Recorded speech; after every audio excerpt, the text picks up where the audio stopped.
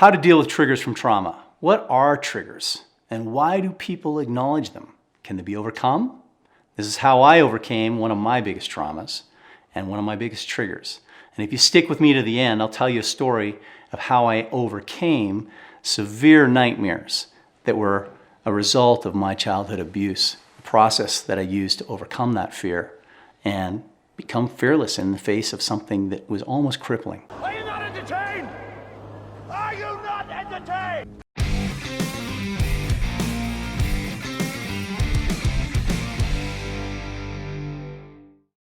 First, triggers are an emotional response to a situation that is greater than the situation warrants. It's the emotional equivalent of having someone poke an open wound. It hurts, and your response is far more than what the wound actually is needing at the time. Your pain is there, but maybe a poke, hurts, not a big deal. We see this with people that are dealing with PTSD. Veterans of war may duck and cover and go into a panic when they hear a loud sound. They may respond violently to being touched in sleep. There's things that happen. And I've learned that acknowledging your response to a situation is the first step in learning to deal with a trigger. You gotta understand that you're having one. Too often people will resign themselves to a permanent state of trauma response and try to avoid any situation that might make them relive their initial wound. This is not the way you want to do it. You don't want to protect yourself from a trigger. You want to get strong enough that the trigger no longer impacts you. You can resolve this emotional baggage you're carrying from this issue and identify situations that may be triggering you after you've figured out what's going on. Once this is done, you can create a plan to face the trigger and with greater poise and learn new behaviors. Even you can completely overcome your responses. In some cases of severe trauma, you may simply have to learn to cope with your trauma, but you'll be able to do it with a greater sense of safety.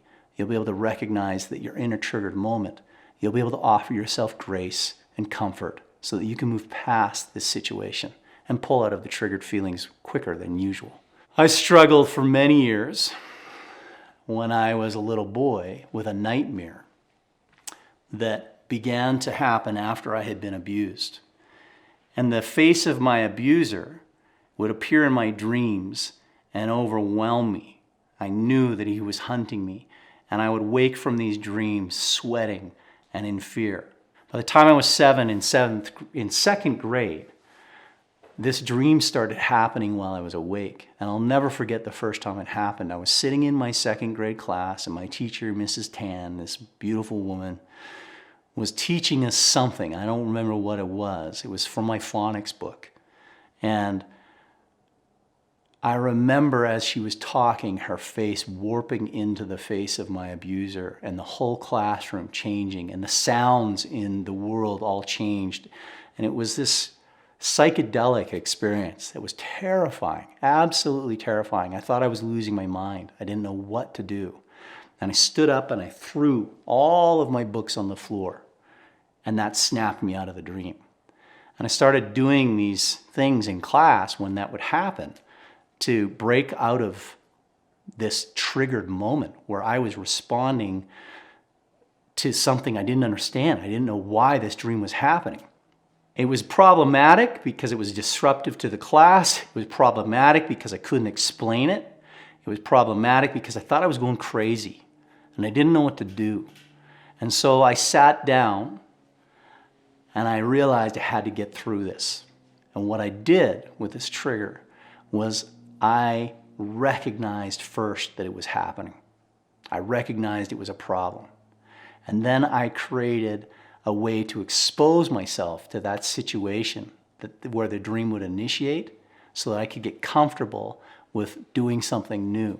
And what I found was if I let my eyes go out of focus and I looked at patterns, this dream would initiate while I was awake. And it was terrifying. So I would go into the bathroom, I would sit down, and I would look at the linoleum floor and I would see the patterns and I'd slip into this dream state. And the moment it hit, I would be filled with so much terror, it was almost crippling. And I would jump up and I would look in the mirror and see my face. And when I saw my own face, because my face would never turn into my abuser's. It would break the dream. During this process, over and over again, exposing myself to this triggering situation, I was able to become comfortable with that dream. I was actually able to get to a point where the dream became a bit of a game. I could turn it on, I could turn it off. If I was sitting in class, rather than when the dream hit, being terrified and dumping stuff on the floor to disrupt the class and disrupt my chain of thought and what was going on, I would turn the dream on because I was bored, and I would enjoy the ride of the chaos in that dream because I was no longer afraid. By the time I got to high school, I did not have that dream anymore.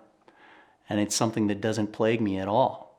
And I think that the reason I'm able to process this and not be triggered is because I faced it. I sat down, I lived with it, I looked at it, I understood how I was responding, and I chose to expose myself to the pressure of the situation until I was able to sit in it and know that I was okay and that I was safe. Triggers typically are not things that are making you unsafe. They are our response to a past action that was unsafe, and we're overreacting now. So when you face something, if you have a trigger to somebody calling you some word, or you have a trigger to, some sort of event in your life that you don't want to respond in a negative way, you can change that. What it came down to for me when I was dealing with this trigger was acknowledging first that my fear was real. I was scared. I was responding to something that had happened in my past. I had to understand where it had come from. Why was this happening to me? And then I wanted to overcome it. If you don't have those three components, you can't acknowledge that you're even scared. I have watched people that have triggered in response to me in conversations flat out deny that they're triggered, shaking with anger and fear, saying, I'm fine, I'm not bothered at all.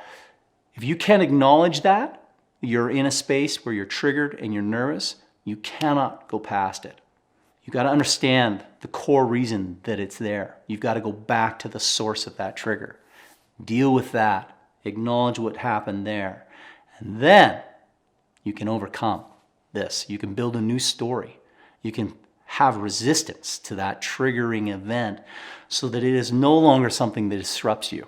You don't have to sit in a conversation with somebody and respond with excessive force to a word that you don't like or an action that makes you uncomfortable.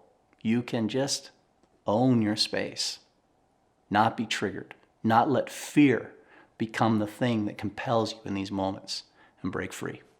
This is what you can do with your own triggers in any situation. You can learn not to shelter yourself out of fear and withdraw and retreat, whether that be social anxiety, whether that be an emotional response to a past hurt, whether that be dealing with abuse. I don't know what it is that is triggering you, but don't hide from your triggers. Learn to get strong enough to move through them, be comfortable, no longer have fear. This is what we want to do. We want to meet it with anti-fragility. Be strong and change your story. So if you want to know more about the 5 steps that I use to really overcome my fear of that specific trigger of my nightmare, check out this video, How We Can Face the Future Without Fear. It's a good one. It'll give you those 5 steps that you need to overcome your triggers. Hey, thanks for hanging out with me. And if you like, subscribe, hit the bell, make some comments below. Tell me of some triggers that you're facing. What are the things that you've done to overcome them? Or are you still struggling with them? Let me know. And if you would like to have more personal coaching, check out my link in the description, and I can help you overcome your fears, get to your best performance, best mindset. Here comes the next video. You know you're watching YouTube today, so just make it a day. Watch mine.